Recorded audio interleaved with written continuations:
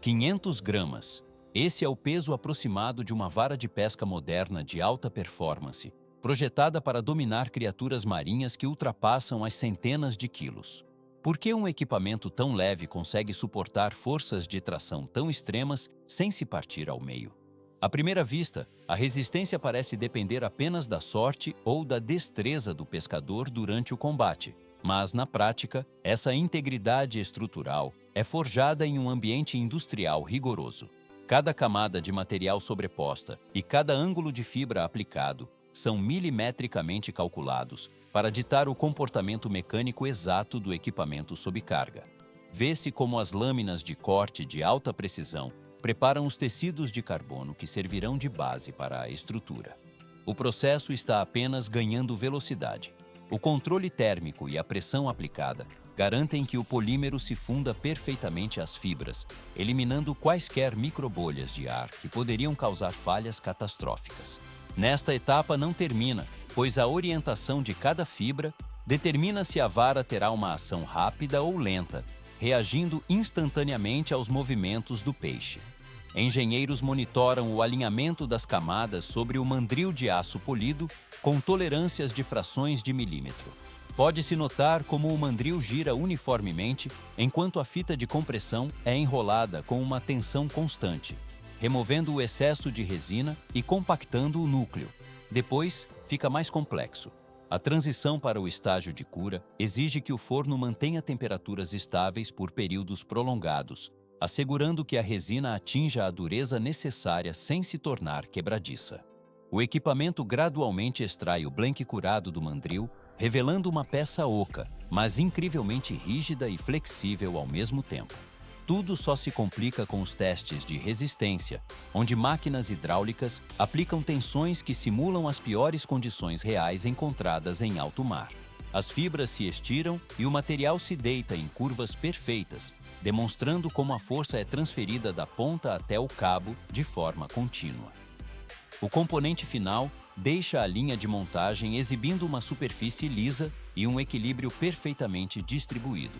O material está pronto para seguir para a próxima fase de processamento sem pressa. 2 bilhões de dólares em receita anual. Essa é a escala financeira massiva gerada pelo mercado global de varas de pesca, sustentando uma infraestrutura industrial que opera ininterruptamente em nível mundial. Por que uma ferramenta que aparenta ser tão simples exige um sistema de produção de tamanha magnitude? À primeira vista, uma vara de pesca parece um objeto pequeno e rudimentar, mas na prática, ela é o resultado de uma engenharia avançada que atende desde o pescador recreativo até as competições profissionais de pesca esportiva de elite. Mais de 100 milhões de unidades dessas ferramentas de precisão são fabricadas e colocadas em circulação todos os anos para suprir a demanda global. O processo está apenas ganhando velocidade. Grandes centros consumidores, localizados principalmente nos Estados Unidos, na Europa e na Austrália, impulsionam esse volume de fabricação constante e rigoroso. Pode-se notar como as linhas de montagem modernas abandonaram completamente os materiais orgânicos do passado. Por que as varas de pesca contemporâneas não utilizam mais o bambu, como muitos ainda imaginam? Atualmente, a grande maioria desses equipamentos é construída a partir da fibra de carbono, um material de alta tecnologia que foi originalmente desenvolvido para atender às exigências extremas da indústria aeroespacial.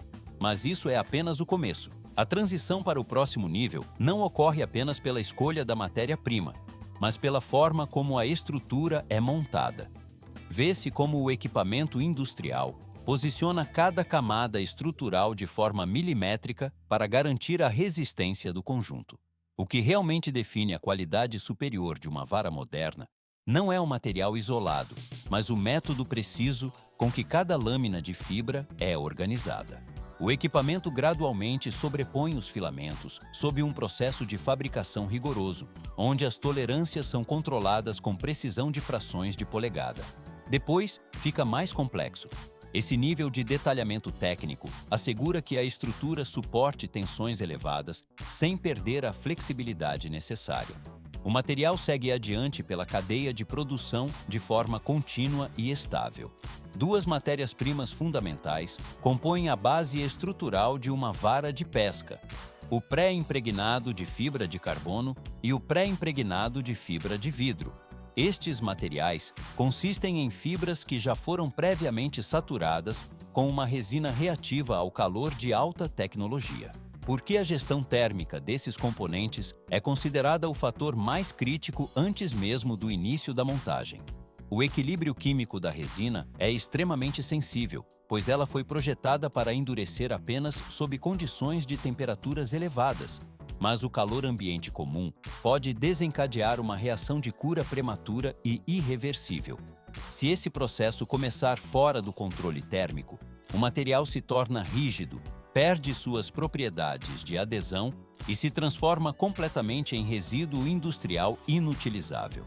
Apenas parece óbvio o armazenamento simples em prateleiras, mas na prática, as exigências técnicas são muito mais rigorosas. Devido a essa alta sensibilidade química, todos os rolos de pré-impregnado permanecem confinados em salas frias especiais, onde os termômetros marcam invariavelmente abaixo de 32 graus Fahrenheit.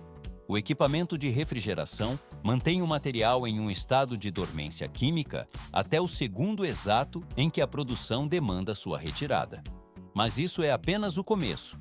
Assim que o pré-impregnado cruza a porta do armazenamento refrigerado, um cronômetro invisível de validade técnica começa a avançar, exigindo agilidade e precisão de toda a equipe. Vê-se como o material é desenrolado com cuidado e estendido sobre a superfície perfeitamente plana da mesa de corte industrial.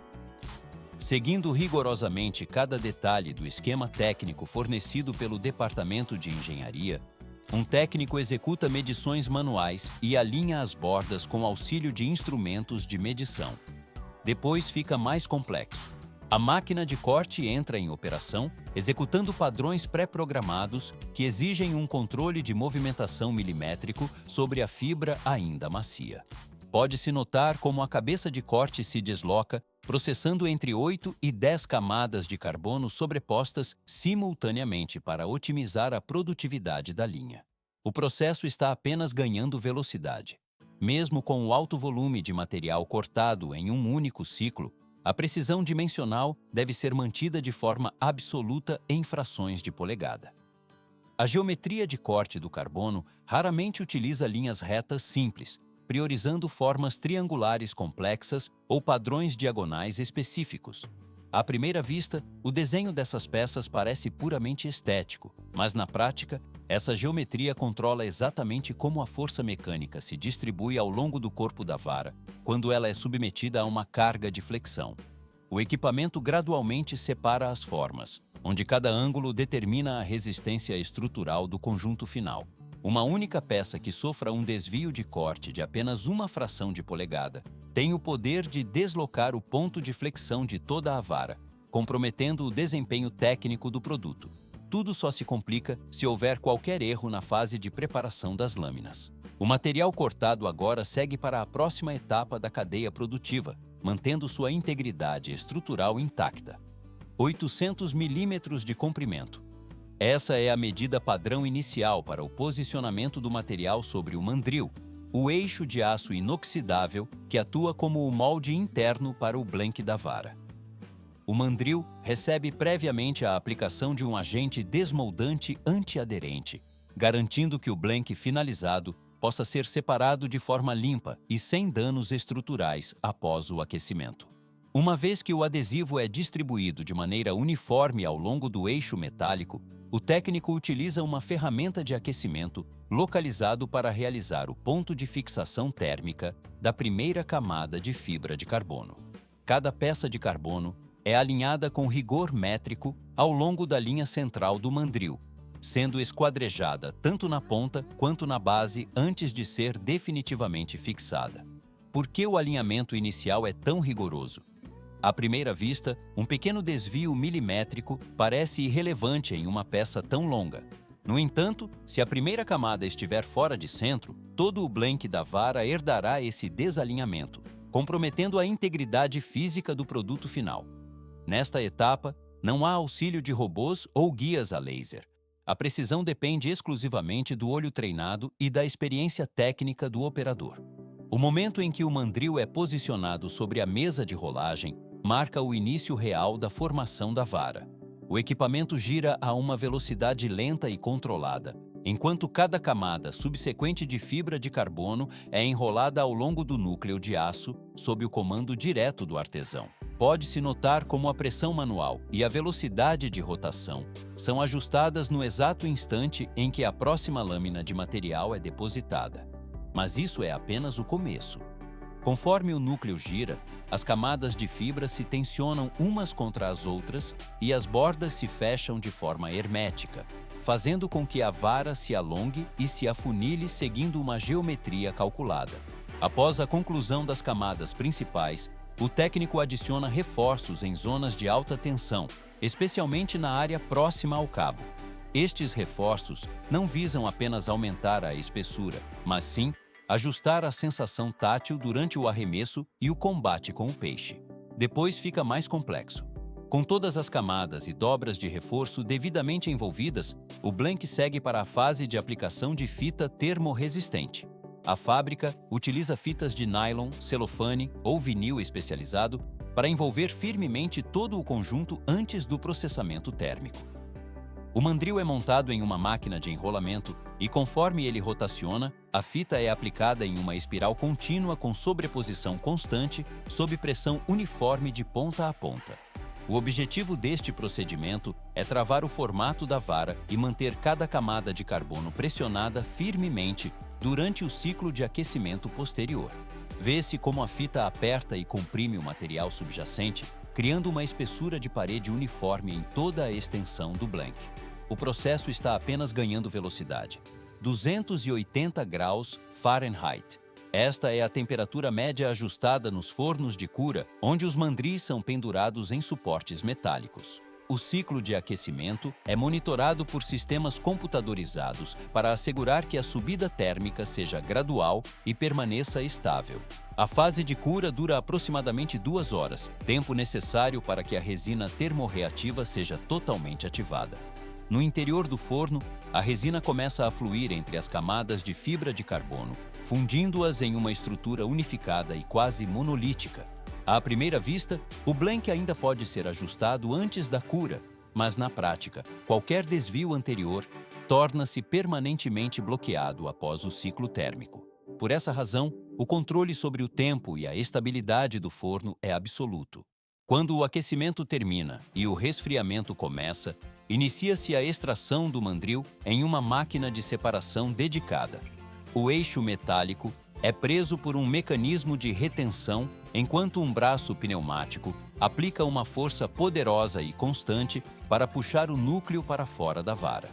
Pode-se notar como o mandril desliza para fora, deixando um blank completamente oco se o processo térmico tiver sido executado com perfeição. O técnico realiza então uma inspeção tátil e visual rápida para confirmar a retilineidade e a uniformidade da peça. Uma vez que o blank resfria totalmente, o acabamento superficial começa com a remoção da fita externa. O operador retira a fita, seguindo a direção espiral original, revelando uma superfície com pequenas saliências e marcas de compressão. Transição para o próximo nível. Na estação de corte, o técnico posiciona a vara em um acessório de suporte para remover o excesso de material em ambas as pontas. A lâmina de corte gira a uma velocidade constante, trazendo o blank ao seu comprimento padrão exato.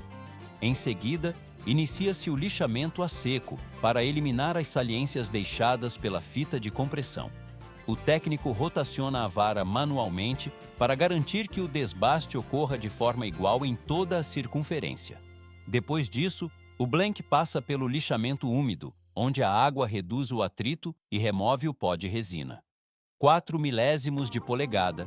Essa é a tolerância máxima permitida no ajuste das juntas de encaixe entre as seções da vara. O técnico insere a seção da ponta na base, girando suavemente para sentir a firmeza da conexão, que não deve apresentar folgas ou ruídos. A continuidade da transferência de força depende inteiramente deste ajuste preciso.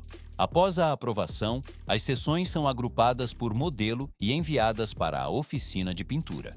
O blank é montado em uma máquina rotativa que aplica uma camada de primer branco para uniformizar a superfície e aumentar a vibração das cores subsequentes. Após a secagem, aplica-se a tinta colorida, frequentemente fluorescente, para melhorar a visibilidade em ambientes externos. O processo conclui-se com uma camada de poliuretano transparente aplicada por pulverização. Este acabamento final protege contra riscos, raios ultravioleta e a umidade salina da água do mar. A instalação dos componentes do cabo é realizada inteiramente à mão, utilizando adesivos aplicados ao longo do blank para fixar cortiça ou polímeros de EVA. O assento do molinete deve ser alinhado com perfeição ao longo do eixo central, pois qualquer desvio altera a ergonomia sob carga. Nesta etapa, o blank deixa de ser apenas um tubo composto e assume o equilíbrio e o caráter tátil de uma ferramenta de pesca. Tudo só se complica com a instalação dos passadores.